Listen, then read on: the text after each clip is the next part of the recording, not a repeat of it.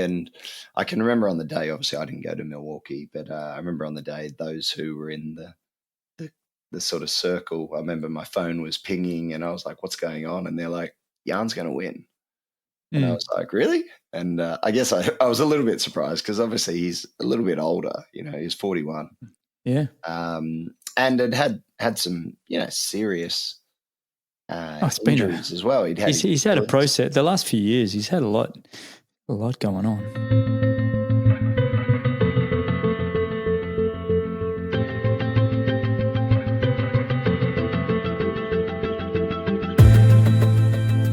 Welcome to the Greg Bennett Show. I'm your host, Greg Bennett, and this was a very special conversation with a good mate of mine who's absolutely crushing it in both the entrepreneurial space in terms of his Fuelin app and, of course, with all his nutritional advice. He's just amazing guy, Mr. Scott Tindal. I hope you enjoyed this episode as much as I did. Absolutely fantastic. We cover his new update of working with Jan Frodeno. Jan is now the Chief Performance Officer at Fuelin, which is a big thing for them. I'm excited for them, excited for Jan. I think that's going to be a great relationship and really awesome for them. We go into a lot of detail in the second half about how to fuel, what athletes are often missing and what can be done better. We talk a little bit about jet lag and how to fuel with jet lag. And Scott gives a lot of great advice there. We share some opinions at the end. And it really is just a fantastic episode. You don't want to miss this one with Scott. A little bit of housekeeping before we go on. I appreciate all of you that are signing up for the Fireside Friday chats. I've really enjoyed all of those. Please feel free to go to my Instagram, DM me if you want to sign up for one of those. Basically, we just chat for anything you want, 30 minutes, usually a little bit more often. And I've met so many of you. It's been so much fun just getting to know you all. And I open up my calendar on a Friday for a few hours to have these conversations. And it really has been fantastic. If you are enjoying the show, I really would appreciate if you give me a little review and a little 5-star if it's comfortable, if you want to, that I'd really appreciate it. Also, for this episode, Scott has offered all of you as listeners to this show a 30% off at Fuelin. So the code is GBS30. That can be uppercase or lowercase.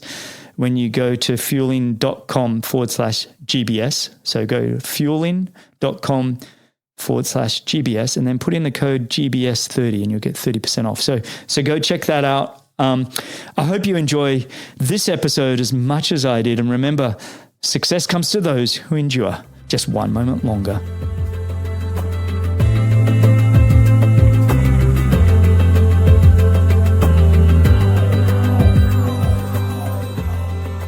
All right.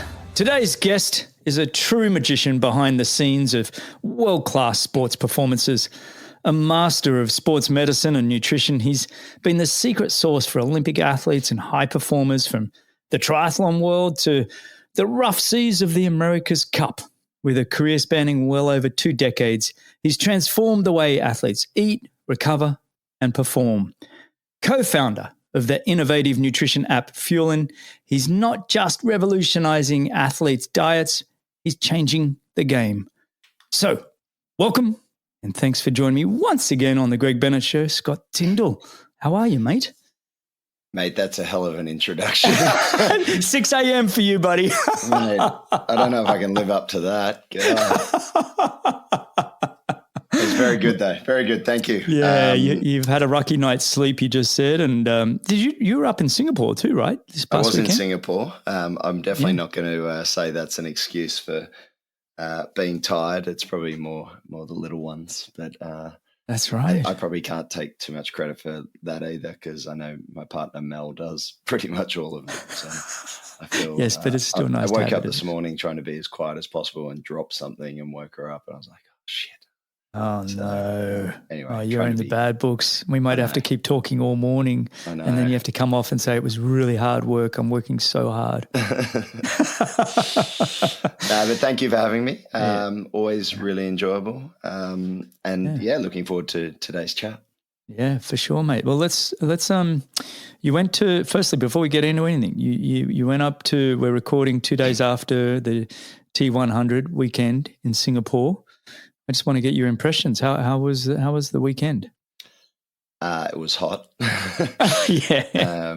It certainly was hot. Look, from my athlete's perspective, didn't have a great race, unfortunately. Imogen I'm sorry. Simmons dropped a crucial bottle from her bike, so she didn't have an aero bottle, so she was missing a significant amount of nutrition, which was rightly pointed out by Jan and the team, the commentators. They were like, why is she carrying that bottle in her hand on the climb? And turns out it's because she dropped a bottle and then the bottle she picked up couldn't fit in her cage. Oh.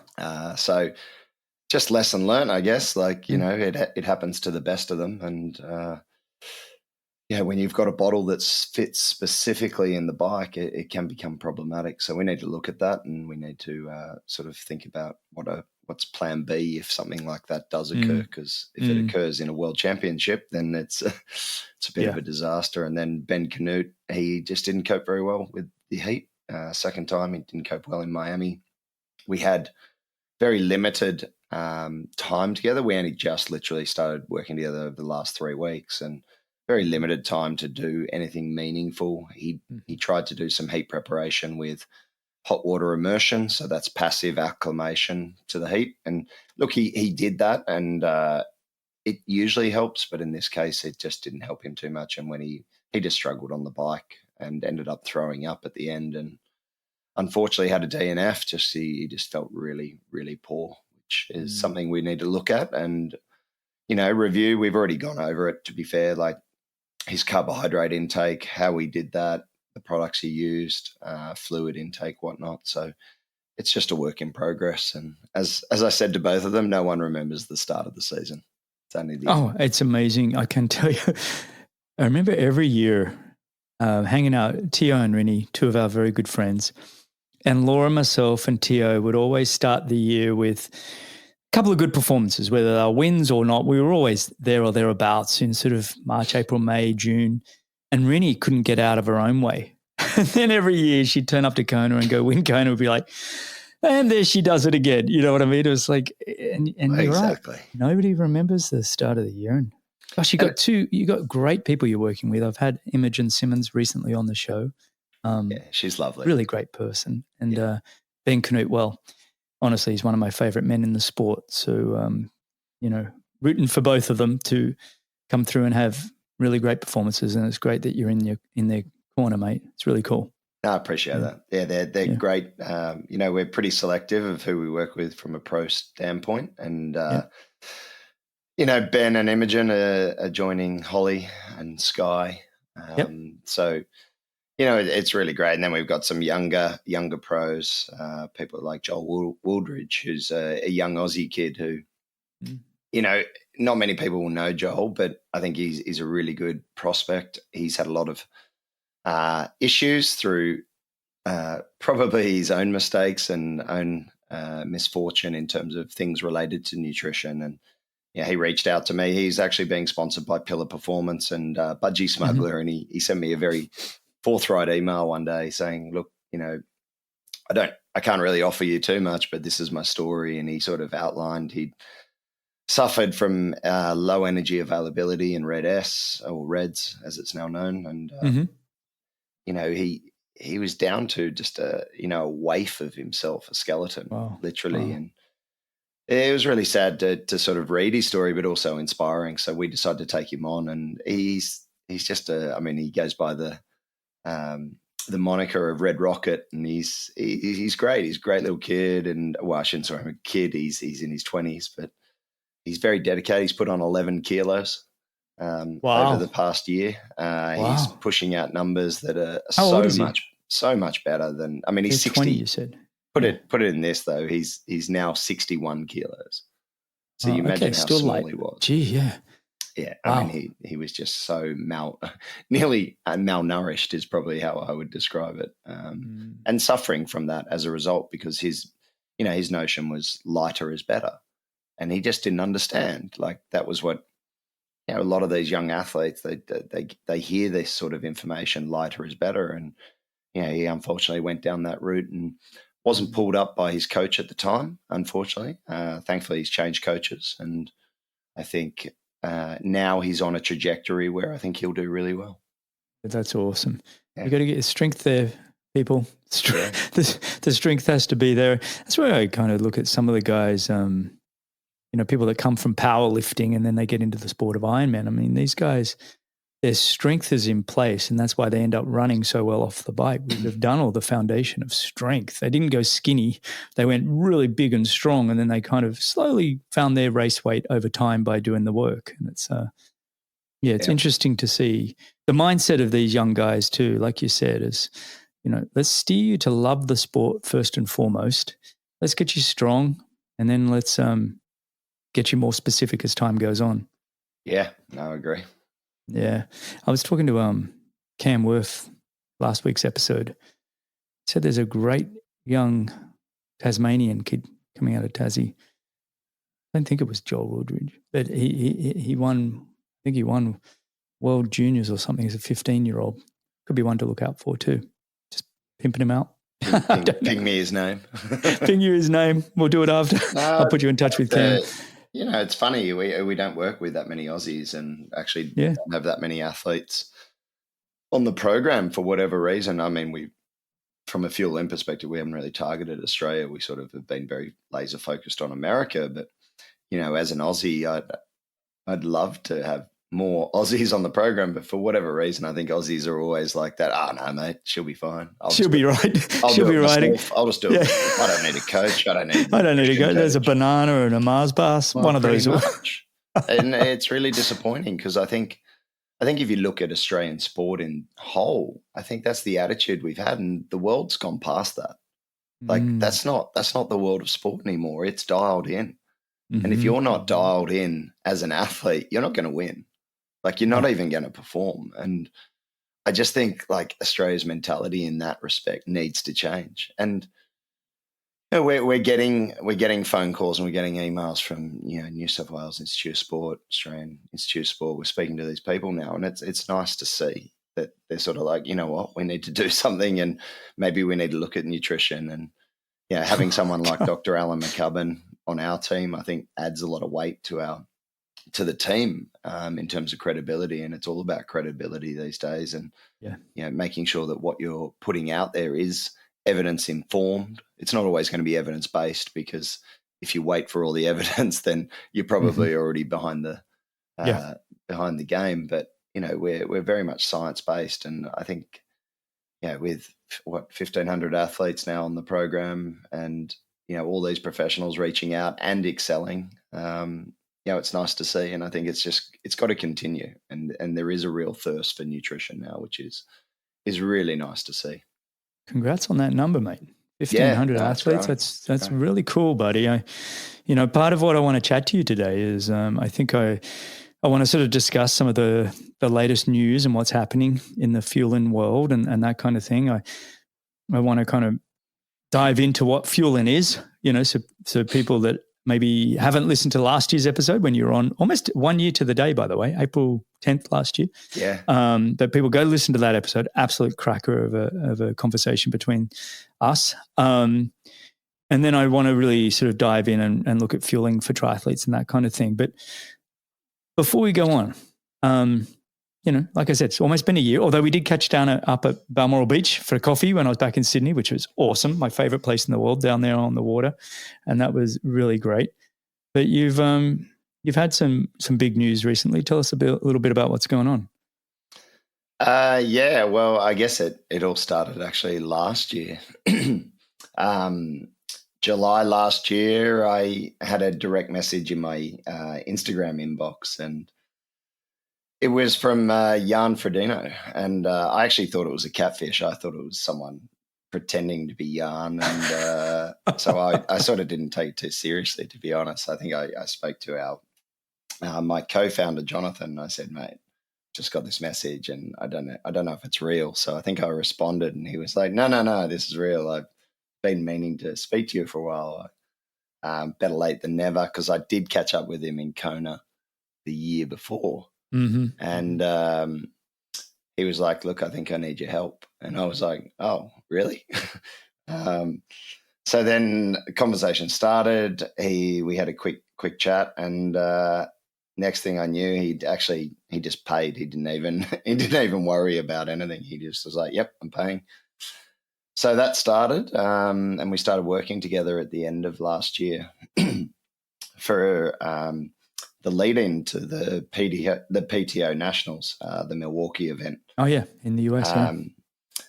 So, which, every week Jan would schedule his call, and he just, it was fascinating. You're dealing with, I guess, the person that most people, and certainly myself, regard as the GOAT.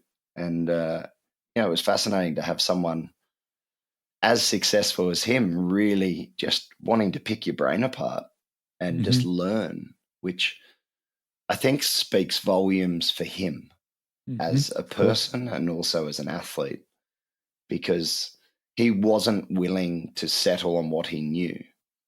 And I think this goes back to what I was just saying, is like, don't sit still. And I think he even said to me, he goes, "Mate, if you're sitting still, you're moving backwards." And so he was like, there's these young kids literally doing things that I've never heard of and never done in my career. And I think I need to move with the times. So we went about, reviewing what he was doing from a nutrition standpoint, in terms of in-session fueling, but probably most importantly, out-of-session fueling, and trying to support his training, because as you can imagine, it was fairly intense, and there was a fair bit of it. And so, we went about that, and we just started not, it wasn't huge changes, but there were some significant changes to the way he was fueling. And I guess the result was a very impressive race in Milwaukee. Now he's retired. Can you share any of the changes, or is this all kept secret? Like, was there any? Because I know, he was a pescatarian type diet. Was there anything on the macro level, or is it all micro? What were we talking about? No. So he certainly started to eat some meat around this, because I guess certain things like iron become very important, looking at some of those micronutrients. So yes, blood tests become part of the program, looking at any deficiencies or insufficiencies. So we talked about that, implemented some programs around that. Certainly in terms of macronutrients, I think the biggest changes for him were certainly massively increasing his protein intake around training, so that he was supporting in terms of recovery. In terms of carbohydrate intake as well, I think that was a significant change for him, where he just wasn't used to eating. As he said, like, if he used to reach for a bottle of water on a long ride, you were sort of frowned upon when he was training. Eating was cheating in his Absolutely, own mate. Is that still not the case? What are you saying now? Exactly. But fascinating to hear that from a guy who, as I say, is the greatest of all time. And, what he had been doing in training was, I think, what most nutrition experts would now look at and go, wow, how is that possible? Which also, it shows you that there's more than one way to skin a cat. And, what works for one doesn't always work for another, but it can certainly work for one. And so certainly the fueling beforehand, we had some funny chats. So he was talking about rice cakes one day, like the proper rice cakes that, people pull out of the packet. And he's like, no, they're like 20 odd grams of carbs per cake. And I was like, no, they're not. They're about 6 or 7. And we had this little argument. And he goes, I'm just going to check. And he goes, holy shit, they are only 6 or 7. So, simple changes like, even just eating toast beforehand, his preference was rice cakes. But then because he realized that, the caloric value of those was pretty low, he changed. I'm not saying toast made him win Milwaukee. No, but the overall understanding, he needed more calories. He needed more calories. More fuel. Yeah.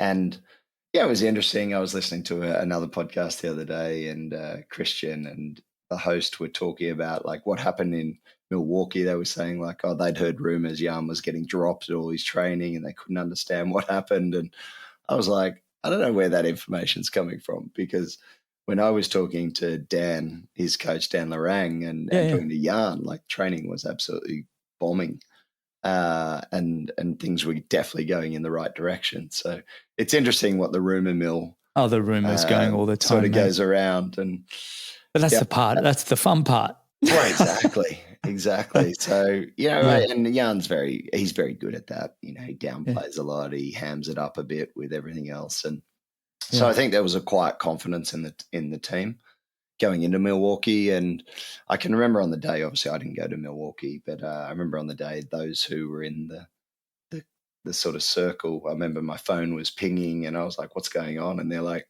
Jan's going to win. And I was like, really? And I guess I was a little bit surprised because obviously he's a little bit older. He's 41.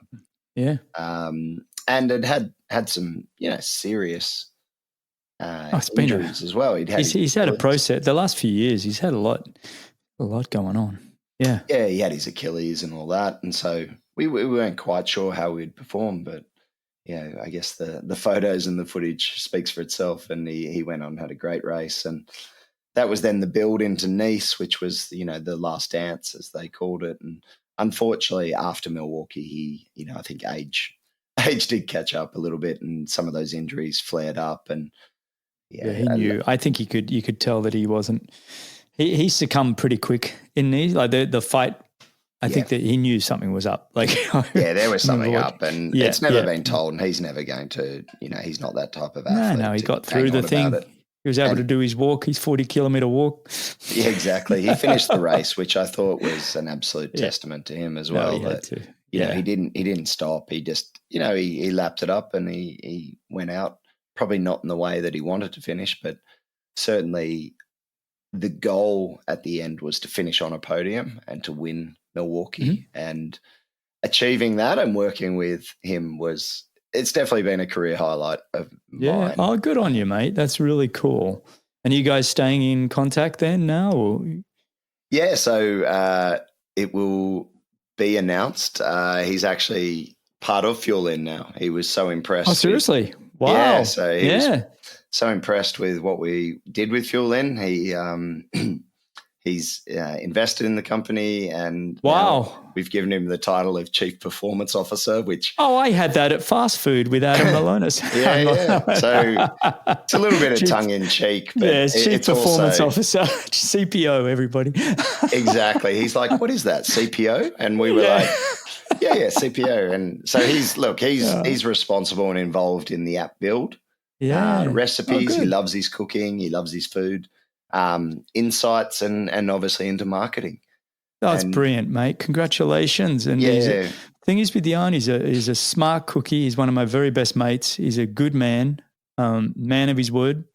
I think you've got a really great person to have on your team. And congrats for all of you at Fuelin and for yourself and for Jan. He's got you as well, mate, because I've enjoyed our conversations, both recorded and also our breakfast down at Balmoral. And I know working with you would be really special as well. So fantastic, mate. And I love that he's Chief Performance Officer. We had a good laugh. We actually did some filming in Singapore as well and caught up. Oh, good. And had a good laugh and did some funny things. So there's a bit on Instagram already, and the full announcement will come out. And we had a bit of a laugh. We cooked a goat curry, actually, which was quite funny. No way. But no goats were harmed in the filming. No goats were harmed. So apart from Jan, he cut his finger, and so that was quite funny. So. But no, I think, look, we're very excited about having Jan on board, and I think obviously his reputation and his credibility as an athlete, I think it stands alone. So I think it'll be very good for the company, and we're certainly very excited to have him as part of the team. Yeah, and it's a perfect fit. Like you said, he loves his food. When we visited, we stayed with him in Girona, and he enjoyed putting all the meals together. And I don't know, it's a good fit. It's a good fit. He put me to shame with his my knife skills need a bit of work. He was laughing. He's like, it's a good thing you understand nutrition because you're terrible. Like your knife play to your strengths, absolutely mate. terrible. Play to your strengths. Play to your strengths. You're like, that's somebody else's job. I didn't think they were that bad, but he also stitched me up. He gave me a blunt knife. So Yeah. There you go. Hey, so look, for people listening, let's give a bit of a recap on what Fuelin is. I think it's important for, we're talking about this company, but tell us a little bit about, give us an overview of what Fuelin is, how people can get involved. Yeah, I mean, well, we talk about Fuelin being the world's premier training-based nutrition app, simplifying daily nutrition, fueling, and hydration for athletes. It's a subscription-based program that is an iOS app at this point in time. Okay, so you haven't built out Android yet. Is it on the web as well? Focus iOS for now. iOS for now. There is a web. It's a way to build it that we're sort of building out for athletes to use. But look, the reality is most athletes will use their phones. That's just the way of the world these days. So 100%. So how does it differ from any of the other sort of nutrition apps out there? I've downloaded it, and it told me that I had to create an account. So tell me more about how you have to pay. So you pay on the app, or you pay on the web, or pay on the desktop on the website. So you can choose a program either called Autopilot, which is like you sort of go about it yourself. There's Copilot, where you have access to one of the you have access to all the coaches in terms of chat 24/7 whenever you need help, and then you have one-to-one coaching, which is obviously different in terms of tiers and pricing monthly. But for the cheapest program, it's as little as $24 a month. Which when you think about access to world-class nutrition, it's extremely cheap, where a one-off session with a dietitian or a nutritionist can cost anywhere from $250 to $500, and you end up with a PDF, and which doesn't always solve all your issues. So I guess what makes us very different, and we were the first ones to do this, was that Fuelin app seamlessly integrates with all major training platforms. So Training Peaks, TriDot, RunDot, Final Surge. We integrate seamlessly with those through API. So for an athlete who's got a training program, it means we know exactly what you're doing, when you're doing it, and what your purpose is, and therefore we can provide a nutrition program that is truly personalized to what you're trying to achieve. To the training. Exactly. What would be really cool is partnering with, Whoop or Oura or Garmin or whatever on the sleep strain and recovery scores, and amplifying the nutrition. Sorry, my brain's going everywhere right now on the entrepreneurial sort of side of this, and then even having it integrate with Instacart and having those meals arrive that day. So you're talking down the where the roadmap's going. Yes, I know. I'm having meetings right now with a similar space, not in the exact space you're in, but it's like all that sort of stuff. I mean, additionally, I just want to say as well, athletes can now opt to input their training plan directly into the app, so they can also create a training calendar within the app if they don't use, like, say they're just a more recreational athlete, they can start to do that as well and see how it works. But I think to your point about wearables, I guess purposely we've sort of held off on that. We focused really on integrating directly with these training plans, because that's where we've been laser focused on the triathlete community. And now what we're seeing is the cycling and the running community are starting to pick up on this. So hence the integrations with platforms like RunDot and Final Surge. I think what we'll see, obviously Garmin, we've spoken to them. We do integrate, back end through Garmin, but a lot of it's through Apple Health. So I think, a direct integration with Garmin will come because they're trying to build out their sort of training platform as well. And they've got training programs. And I think that's probably the future of all of this is, that direct integration where someone just wearing a Garmin watch and who downloads, the Garmin 10K plan can actually then have nutrition built around that. So love it. I think that's very exciting. And look, I think the thing that, again, Fuelin provides athletes customized insights into their daily macronutrient requirements and sort of meal recommendations with practical guidance on timing, quantity, and type of nutrition for enhanced performance and well-being. And we use for the athletes who understand or have seen what we do, we utilize a simple traffic light system to highlight the amount of carbs in each meal. And I think the easiest way to think about this is think of Pavlov's dog. What we're doing is conditioning athletes to recognize the color and its relationship to carbohydrates. So red is a lower amount of carbohydrates, yellow is a moderate amount of carbohydrates, and green, whenever athletes see a green light, they're pretty happy because they know that's a high amount of carbohydrates. And so athletes start to recognize this pattern in and around training, and that starts to help them just sort of, go, okay, I don't need a lot of carbohydrates for this session because it's lower intensity, it's not of significant duration. I can go into the session a little bit lower. Don't need to smash a heap of gels or blocks or liquid carbs. Yeah. I'm going to be fine with whole foods, for instance, whether it's something we might recommend, something like trail mix, or might be some nut butter pouches, or simply some sandwiches and wraps, because it is a lower intensity session. I love that you're approaching it from the meal side. It's not, I feel like there's so much information out there about taking this amount of, yeah, gels and electrolyte drinks and salt tablets and everything for during workouts and even, pre and post, but it's all very, it's kind There's of a lot just of numbers. There is a lot of and numbers. packeted foods and it's supplements and all of that. But you're approaching it saying, look, have these during your meals.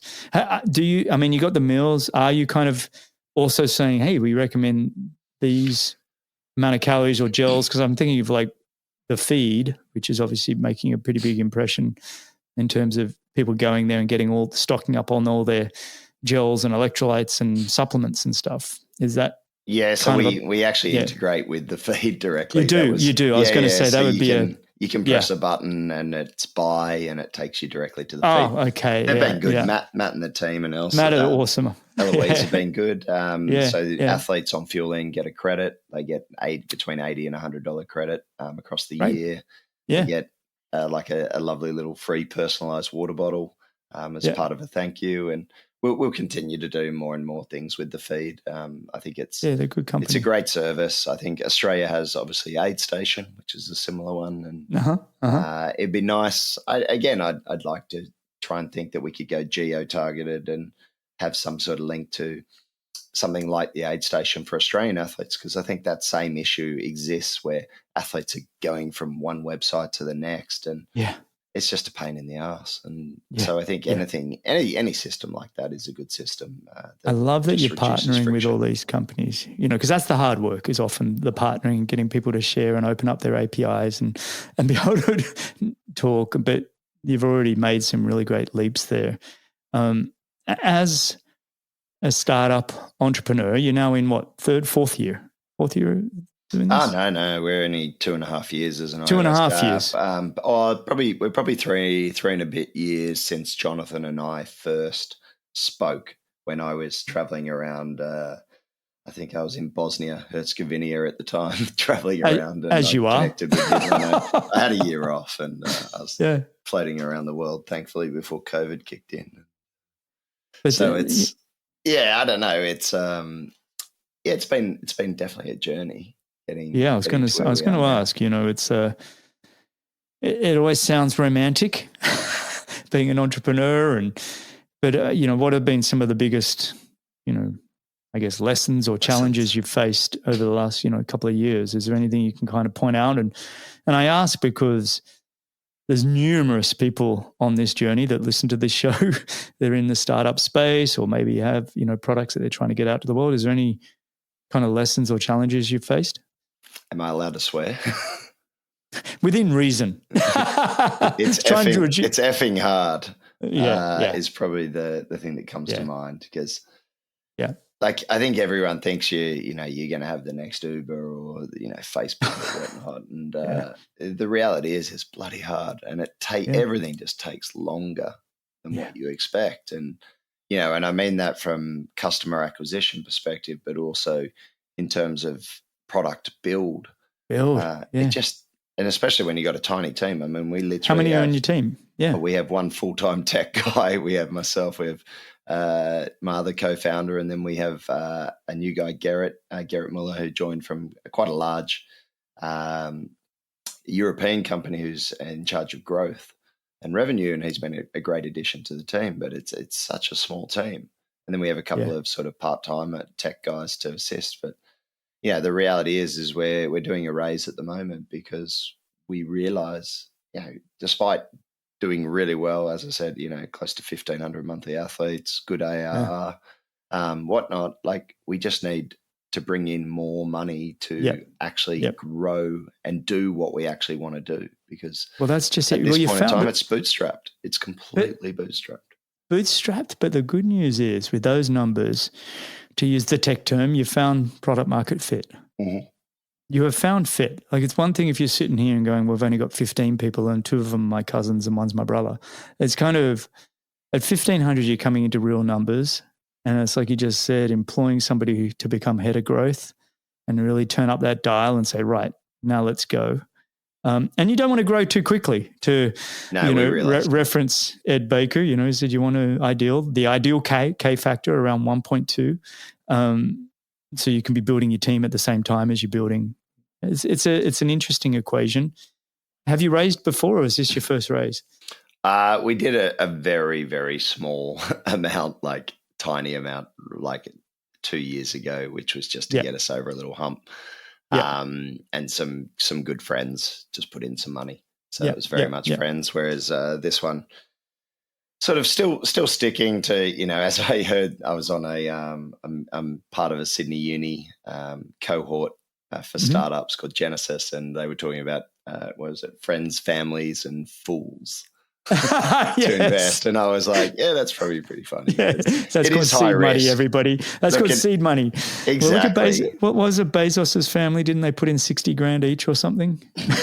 And they're laughing the whole way now. So now worth 30 billion or something. I was going to say, the upside on all this stuff can be very big, but the risk is obviously immense. Oh, I know. But you're doing something, it's a passion thing, and you're unleashing your knowledge to the world in a way that you couldn't have done 20 years ago, and to have these platforms.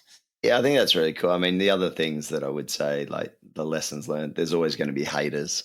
There's something about this world at the moment. There's always going to be haters, people who just write stupid comments and send you stupid emails and things. And even athletes who just don't get it. Like, sometimes you're like, wow, really? Like, I know. Everyone's trying to do their best here, and have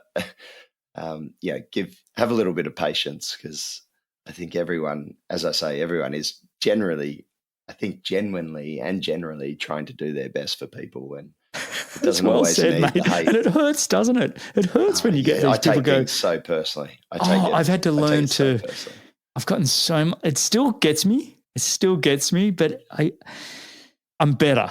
I'll never forget when I started this show, and for the most part, everyone's like, "You go, Greg, good job," and you're like, "Yeah." And then somebody's like, "Greg, you talk too much." You're like, "Well, I was just getting excited about sharing a story. Okay, I'll back off a little bit." And it's kind of like, but it does stick with you.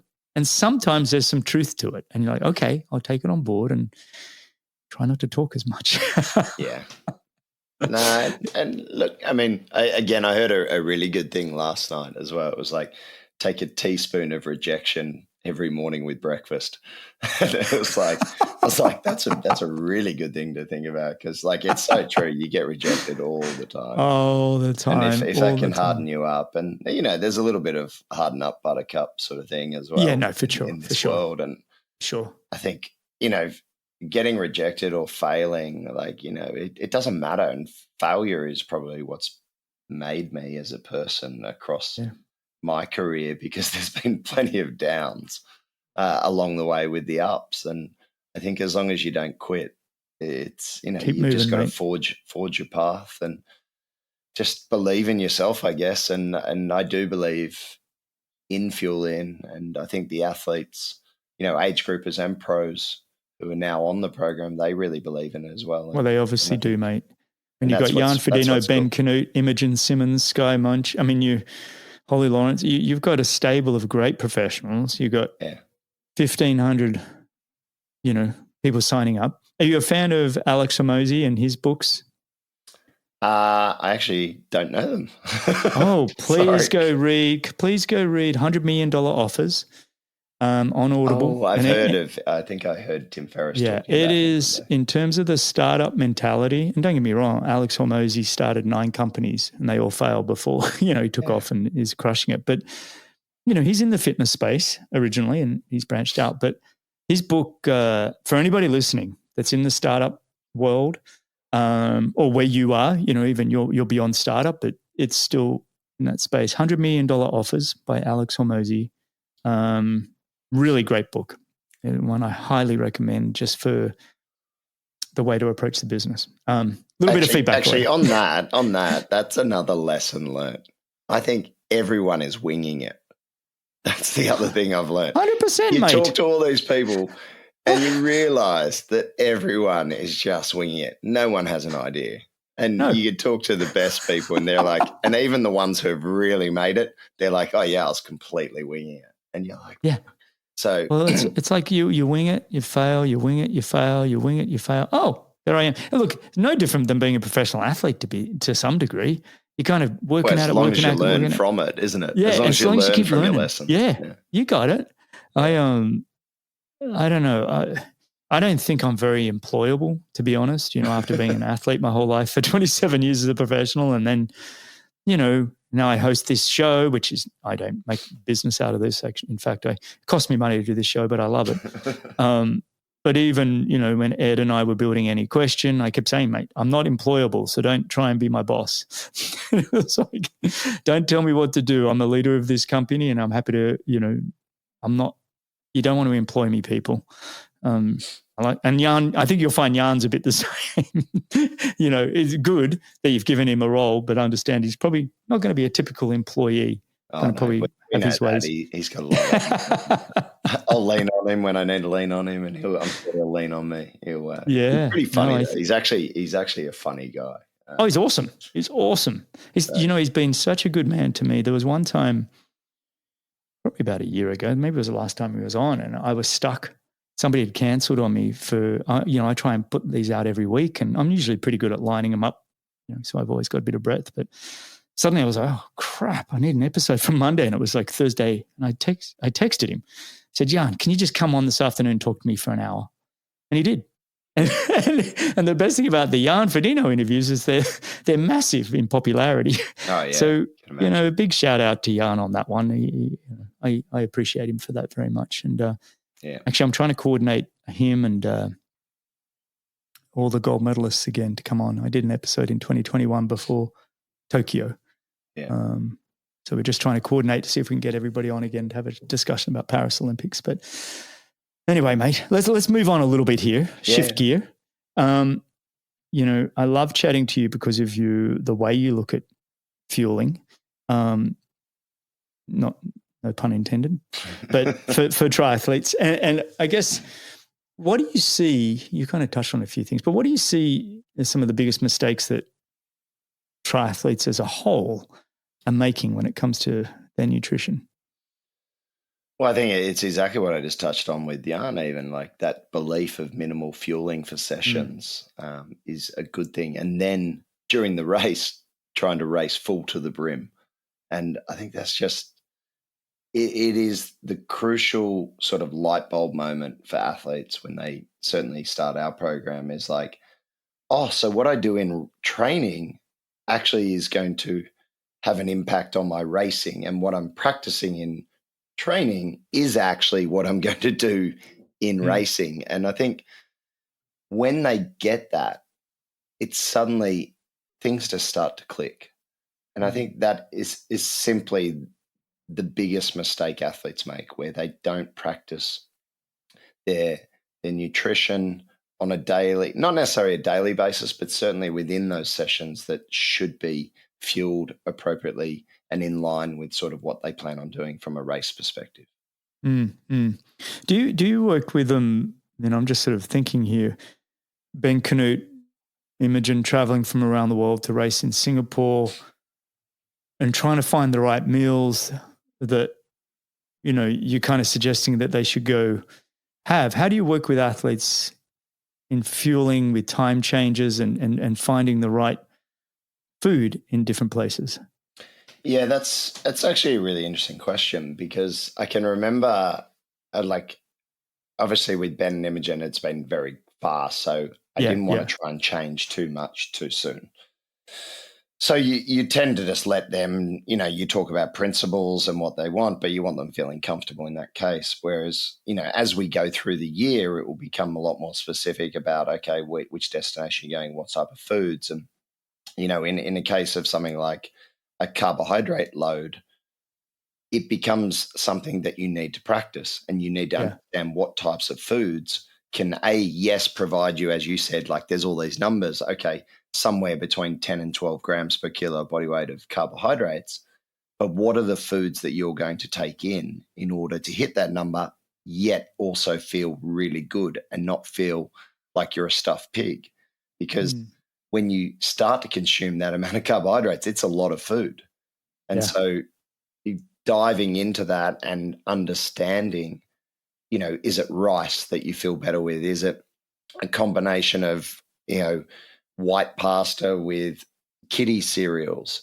What is it that you feel very comfortable with that you can eat consistently, find anywhere in the world as well? Because you don't Hmm. want to have something that you can only find in your hometown. And Yeah, then you're traveling, as you say, to Singapore, and you're like, oh God, what do I eat now?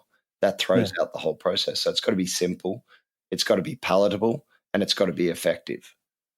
And working on that consistently, so it becomes just second nature for them. It's like, in the end, as I said to Ben, we were chatting about this afterwards, and I said, it's just got to come to the point where I say to you, how's the carb load? How's the carb load gone?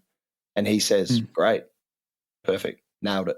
And yeah, that's what you want to get to in terms of that point. yeah. Because I think my mind's thinking of jet lag being a big one. Um, Actually, I had a guy, Andrew Herr, on the show who has a startup called Fount.bio. And he's in, I wouldn't call it biohacking, but he's definitely in that space, and they do a lot of jet lag type research. And Mhm. do you, and the app Fuelin, when I say you,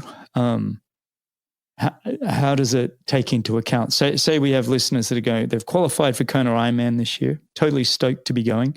They're either traveling from Europe, Australia, or North America, or anyway, I'm probably missing somebody. But is there a way to understand how their timing of eating the calories matter, or does it not matter in terms of when they're eating the carbs or the calories, however you want to put it? No, that's a really good. So actually, with Ben, he was flying in obviously from America, so we actually had a plan Yeah. for his travel. Mm, And it's interesting you bring up the jet lag. There's some loose research on it. It's not, certainly not set in stone, the impact mm, of eating whilst in a plane, but there seems to be some sort of hypothesis around an inflammatory sort of process mhm. that can occur in the air. So the notion of being fasted whilst traveling is It's a one that, long way, though. That's the problem, isn't it? well, it is Suddenly, and you're like, it's not. Like, yeah, yeah, again, what we talked about, he had a short flight to San Francisco and then a direct flight from San Francisco. So it was like, okay, we're going to get you to eat obviously before the short flight. When you land, you eat again, you eat again, you eat again. yeah, You yeah, go onto the plane. Now, technically, you're not, obviously you're not fasted for a few hours after your last meal anyway. yeah, But then the point is before the first flight, establish that your time at your destination as well. So you're yeah, trying to set your clock as quickly as possible to be where you're going. So he lined up with that. We then said, okay, it effectively works out that you actually can consume a little bit of caffeine later in the day, because we actually want you awake for the first part. And then we want to try and get you asleep for this part and try and sleep 7 or 8 hours as you then land into Singapore and start the day. And so he implemented it pretty well. It wasn't hmm, perfect. And hmm, when I first caught up with him in Singapore, he'd been in town for a day, and I was like, "How's the jet lag?" And he actually said, "I feel great." yeah, And he hadn't nailed it completely, but my experience with that protocol is it works. And hmm, simply put, And I don't know if it's just you're avoiding airplane food, which it could be. But my advice to anyone traveling long haul, and certainly if you're going for an event, is fast on the flight. No matter how long that flight is, even if it's 24 hours, you're flying from Sydney to London, just at the break, have some water, potentially take a dry shake of protein on board where you can fill it with some water and drink that just for some protein perspective. But if you can avoid eating, you will tend to feel a lot better when you land, and you will have minimal jet lag. There we are, folk. Even if you're traveling on, what was it? Somebody told me they were going business class on Air France, and I guess it's a Michelin star chef on board. So unless you're on... Yeah, and Ben actually said that. He's like, but mate, I'm flying like in a really good class. Can I eat the food? And I was like, oh, so mate.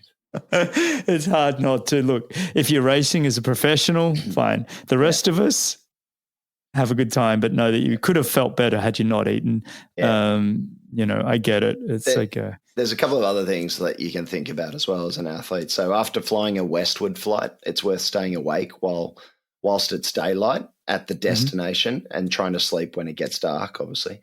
After an eastward flight, you should stay awake but avoid bright light in the morning and be outdoors as much as possible in the afternoon. And this will help adjust the body clock and turn on the body's own melatonin secretion at the right time. So something as simple as that can help. And it's just, again, thinking about where you're going, getting your destination timings right, and so on. Yeah, Laura and I always found flying west, no problem. Racing in Beijing, easier. Sydney, Singapore, didn't matter. The worst trip we ever did was Sydney to Florida. So, you go push all the way through California, don't even stop. You just take the hit, and then trying to race. Actually, no, what did we do? We raced in Japan, and then we flew from Japan to Florida, and I had to race the next weekend. So we raced Ishigaki, and then we were racing St. Anthony's. And I got to tell you, I was asleep until probably Thursday, Friday. And suddenly you're like, oh, okay, I feel human again. That's probably the hardest trip we've done. But yes, great advice, mate. I appreciate that. That's really cool. Have you got any... I'd love to hear some of your success stories, people that have really stood out to you. They can be pro or amateur that, some of them that have adopted some of your strategies. Do you have any success stories you want to share? Yeah, for sure. I think, obviously Jan comes to mind. Yeah, that was huge. That's huge. Milwaukee.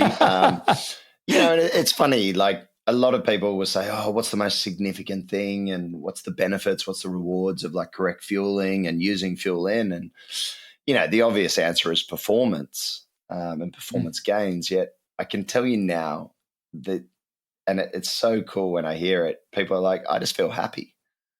And I'm like, really? And we often ask athletes to describe Fuelin in 3 words. And Sky Munch said to me, she goes, the first word she came out, she goes, happy. And I was like, whoa, stop there. What do you mean? And she goes, honestly, it's just so liberating to just be said, like, this is what I need to eat and don't be shy on eating. And she's like, my partner, Matt, is like, he's happy because I'm happy, and then everyone around me is happy because I'm not grumpy. And Jan said the same thing. He goes, like, Emma's his wife, and he's like, Emma is even noticing I'm not my grumpy self at the moment. This was in the lead up to Milwaukee, and I was like, okay, we're onto a good thing. If we can stop him being grumpy and if you stop Jan being grumpy, exactly, because as he said, like, he's usually trying to cut calories, and he's thinking about, am I eating too much on that? And it was like, no, let's focus on fueling and let's focus on, smashing every session out of the park.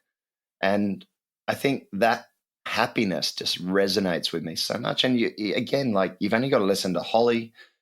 She talked about this, like, she's talked about it multiple times where she's just like, it just makes me happy. I look at the app, it tells me what I need to eat.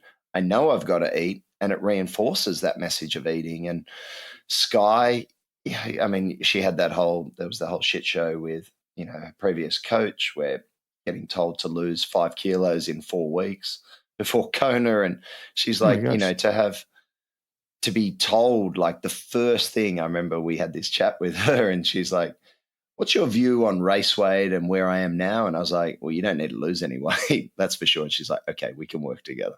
And it was like, and her coach, David Tilbury Davis, was like really worried about her working with me because unfortunately, the perception of working with a nutrition expert or a nutritionist or a dietitian is weight loss.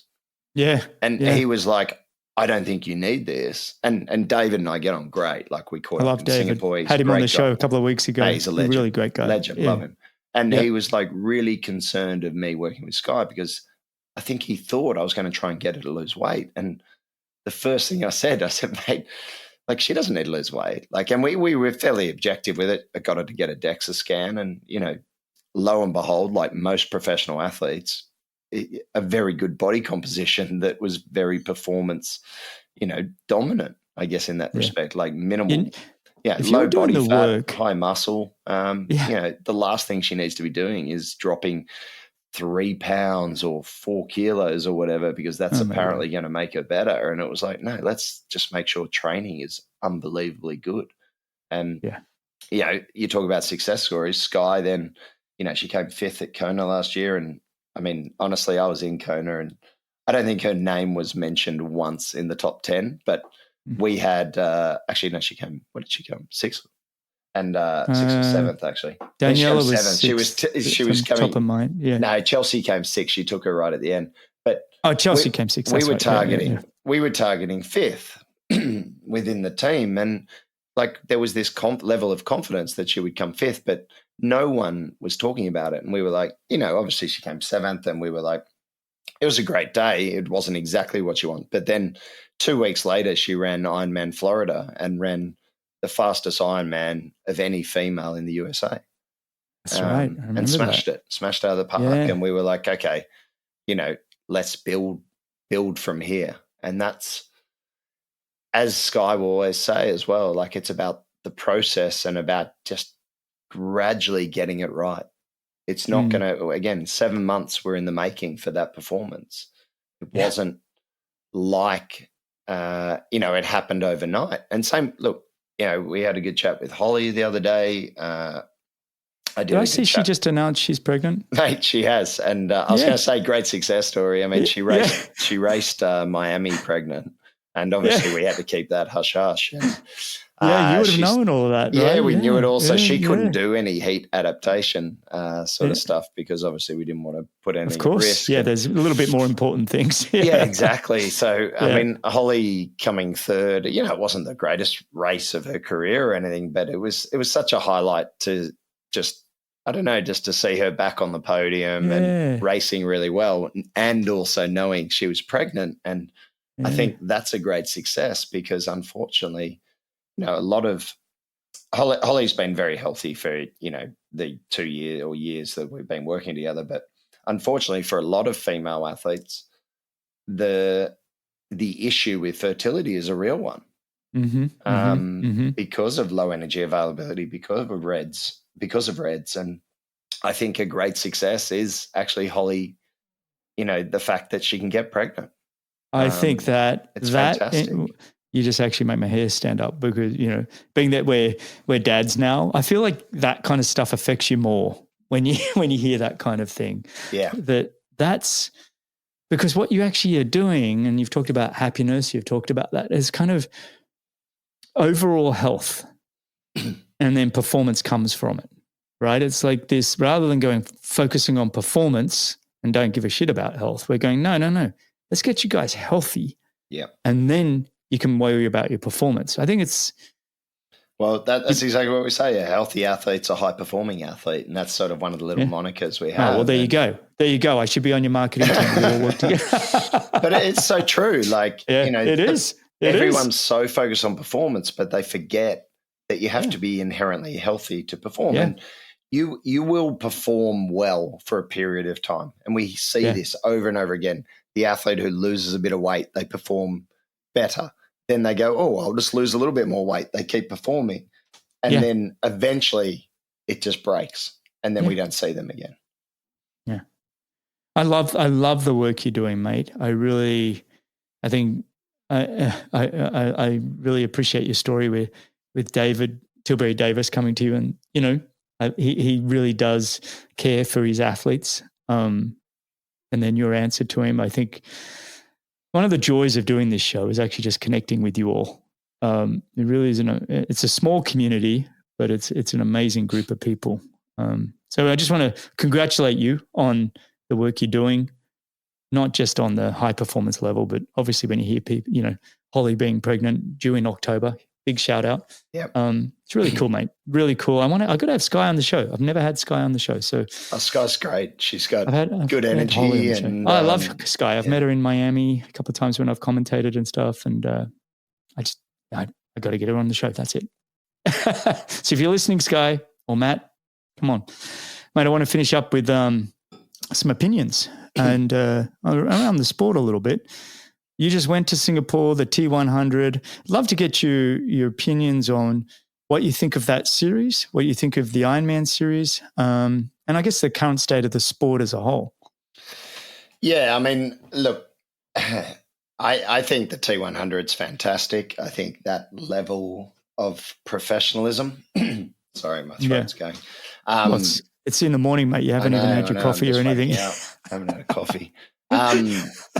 Yeah, your question, the T100 and the Ironman series. Look, I think it's great for the sport. I think that level of professionalism coming in and the ability to reward athletes and have a career out of this, especially for those who maybe aren't finishing first, second, third. Yeah. And I think that's really exciting for the sport. I think the Ironman series, again, like we've seen the popularity of it suddenly jump. And I think that's a great thing. And it's so exciting to be part of the sport at this point in time because it really is trying to grow into a professional organization. Yeah, I think that's well said.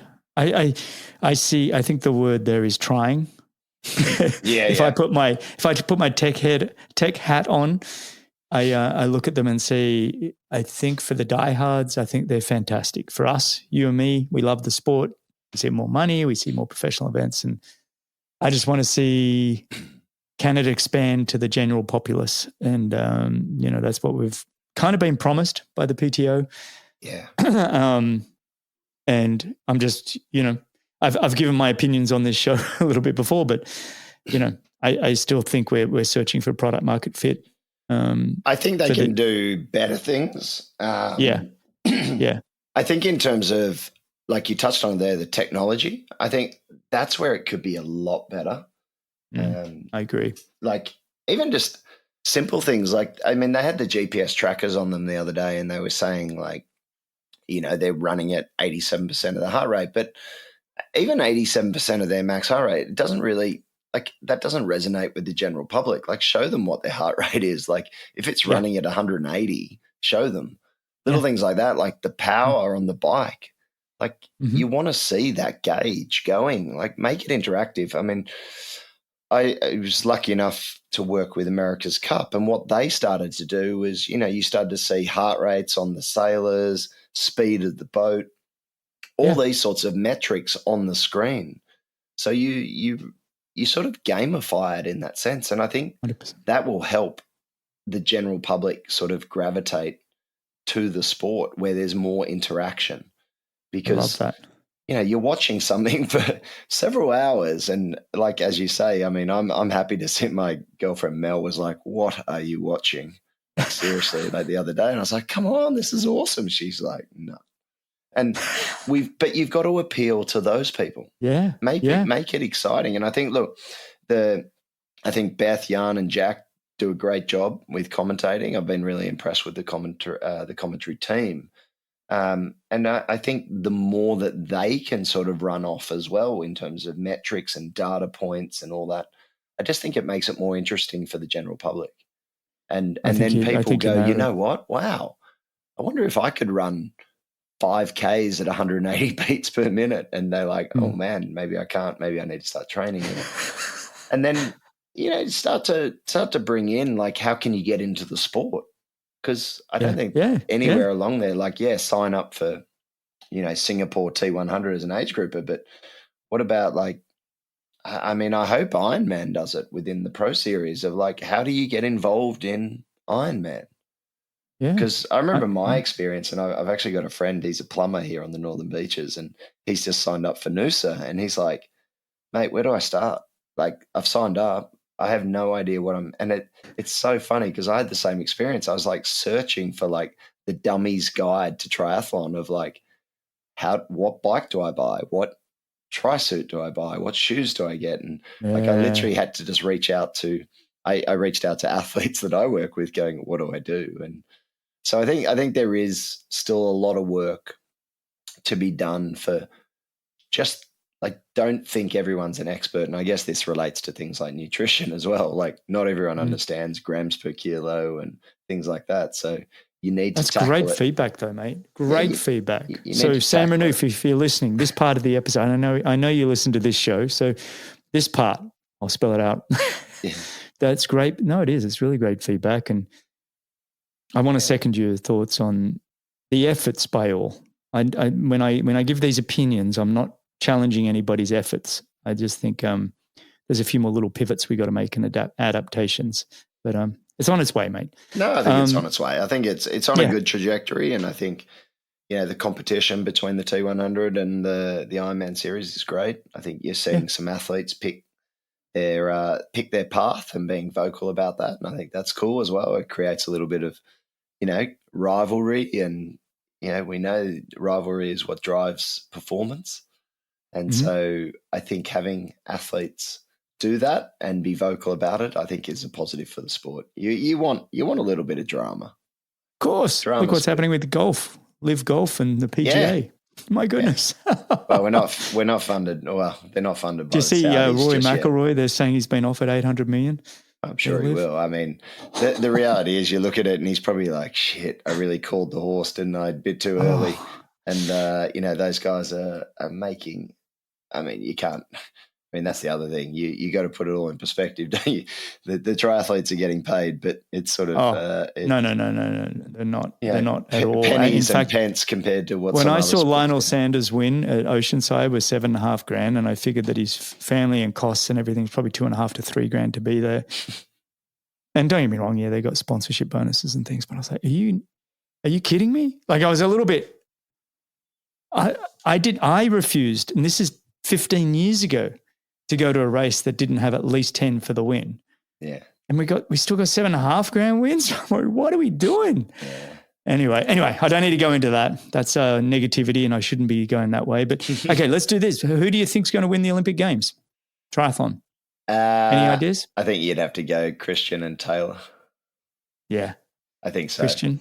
Yeah, I think just all reports. I think, look, the team behind him are unbelievable. I mean, I just spoke to Olive for about 3 hours on Saturday, just a general catch up. We've become mates since I had him on the show. I mean, and I'm telling you, the improvements that they've just found. He was jumping out of his skin. He's like, "We just found that all." I'm like, "Oh my God." I've been hearing rumor mills, but I've heard Christian's in pretty good shape and pushing out some pretty phenomenal numbers. So. And Gustav's back doing some workouts with him now. Like his health and fitness is back. Yeah, Olive was almost in tears telling me that he gets pretty close to his athletes as you do to yours, and I think it's been tough, and he's really excited to see Gustav even come back, and so Christian has his counter puncher there now. And I think, look, I have Christian on my podium for sure. Yeah. Wild card. Hayden Wild? Yes, 100%. Well, Hayden more than just a wild card. He's just, his story is just so beautiful that I just think he's just such a cool guy. And did you hear about that? Maybe I told you. But, no. Well, after 2 years ago when I had him on, and I said, mate, you've had a really good six-figure, what are you planning to do? And he said, Greg, my mum's 55. She raised us boys after my dad passed away when, I was 11. And she's still got a mortgage on her house. So I paid off the mortgage. And I was like, that's cool. What a good man, right? He actually brought me to tears on that episode because it was just such a beautiful. Good Kiwi lad. And he's a landscaper, and he's just, I don't know, mate. Big soft spot for him. Matt Hauser, also would love to see, him have. He's doing all right. He's racing well at the moment. He's racing and he's racing with more intent than he was before. And I mean, you talk about like yeah, wouldn't it be if every athlete had what Christian has at his disposal? Like, does that even the field? Like, I mean, I would love to work in that environment. I mean, it's just phenomenal what they have at their disposal, and I guess not many athletes have that. So they've made it happen, mate. They've made it happen. Yeah. That's the thing. It's like Olive is a guy that he was prepared to do it. He's an engineer. He's not even a physiologist. He's an engineer. Yeah. He's just figured it out, but he's got the mind. So, and what about Kona? You got any picks for Kona? It's going to be interesting, isn't it? I haven't really thought too much about it at this point in time. Obviously, Ben that's what we're working towards, and it's really cool. Ben. He has a belief in himself that he can win it, and I believe he can win it, and we've just got to get a few things right. And I think with his coach, Jim Vance, I think he definitely will be up there. Nice. I think, obviously, someone like Sam Laidlow seems to peak at the right times. He's become, he won Nice and then came second the year before to Gustav. I think that he will definitely be up there. Christian, if he can go from Olympics to winning Kona, and I've heard his ambition, he wants to win Kona badly, I wouldn't write him off either. So. No, well, I think from what Olive said, this could be his last year in triathlon. So that'd be interesting. Is that breaking news? I didn't know that. No. Well, he might have. I think he said. Oops. I think he said it in episode a couple of weeks ago. Yeah. I think it was more. Look, it gets to the point when you've won the Olympic gold, the World Series, the 70.3 Worlds. You've won an Ironman world title, even though it was at St. George. It's kind of like once you start ticking all the boxes. Yeah, but you want to be. Yeah, it's got to be repeatable. I think that's what. But that's what makes you the greatest of all time. That's why I look at that's why I would say someone who's won multiple world championships plus Olympic gold plus multiple 70.3s. I would regard those individuals as the greatest of all time. I think what Christian's doing is fantastic, but I don't think he's quite there yet. No, I don't either. He's in my top 10. I have a spreadsheet, mate. I'm sure you do. My spreadsheet is all very statistical. It's non-emotional. And what about Nice? Who do you think will win the women? Yeah, let's think about. Well, Lucy's not racing. No. Hard to go past sort of a Annie Hug, Laura Phillip. Is Taylor Knibb going to back up? I think Taylor's racing there as well. Oh wow. Well, then I'd put probably Taylor ahead of those two. Maybe. You know what? It's going to come down to the handling on the bike because that's a technical course. And so, that's a good point. Like we were, again, I was talking to David about this. Sky does a lot of climbing, a lot of descents. So Laura Phillip, maybe. Maybe it's Laura Phillip. I think Sky will be up there. I think Sky will definitely be in the podium. Yeah. I think it's going to be a race. I think it will be a fantastic race. That's what it will be because it will be. The women's racing's become awesome, by the way. Not that it hasn't always been awesome, but even the T100 on the weekend, that was awesome, wasn't it? Ash versus Lucy. I mean, how's that run? I love those two as well. They're two of my favorite people on the planet. You got to feel for Lucy though. Hey? How many times can she come second? So, she's come second a lot, but she's also won the big one. She has. And again, legacy. If she wins, I would have loved to have seen her race in Nice, but as she said, that type of course doesn't suit her. And well, she also told me, look, at the end of the day, I got in the sport because I love Kona. Yeah. And that's fine. Yeah, it's like, for sure. Stay to your word and you don't have to be told what to do. I mean, it's an Ironman. It's going to hurt like hell. Pick the ones that you want to really enjoy and the ones you feel that you can be successful in. And I don't blame her one bit. Well, mate, this has been awesome. I think last time with you, we did the final 4 questions. We don't have to do those. You can, if you've changed your mind, we can quickly run through them. But let's quickly do it. 18-year-old self, I'd say the same thing. Same thing. Dinner with 3 people. Anybody interesting? My grandma passed away a little while ago, and I was very close to her. So I said Nelson Mandela, Betty, and Winston Churchill. She was a staunch monarch, so I'm sure she'd have a great chat to Winston. She'd probably put one on him, I love it. and Nelson Mandela for obvious reasons. That'd be a great dinner party, isn't it? Isn't it fun to think about? And where do you see yourself in the next 5 years, then, mate? Fuelin's cranking. Maybe retired, hopefully. No, Mate, I don't think I'll ever ever retire. No. I don't think I'll ever retire. So you need little breaks. You need mini retirements, I've decided. Do you know what? I work from home at the moment, and actually probably somewhere in between having an office, working with people in person, because I do miss that. As much as we all love the working from home, I actually really miss working in that sort of environment with people directly next to you. So I'd like to see that somewhere, maybe an office in America and an office in Australia or something like that. So we can I'll keep you abreast of some of the businesses I'm building. Yeah. I think they could. We'll talk offline. How old are your kids now? 2.5 and 7. Oh, I guess you get this right. 8 months. 2.5 and 8 months. Yeah. Yeah. You're in the thick of it. All right. Hey, can I quickly finish with some rapid fire and then we'll be done? Yeah, go. I love having you. All right. Coffee or tea? Coffee. One book you'd gift to a friend? Legacy. I'm just jotting that down, I think. First car? A Ford Falcon. Legacy is written by James Kerr, by the way. Thank you. Ford Falcon. Love it. Canary yellow called Bird. Yes, of course it was. With an LPG tank. It's terrible. Oh, yes, an LPG tank. Oh, my gosh. I love it. What year was that? What model was it? Can you remember? It would have been 92, something like that. 92, 93. Oh, you're a youngster. All right. Early bird or night owl? Night owl. Oh, so this is hurting getting up this early. No, it's brutal for triathlon training. I can tell you that much. It's like, but then my bloody aura ring's like, oh yeah, your chronotype is an early riser. I'm like, you know nothing. Yeah, shut up. Shut up. Don't talk to me.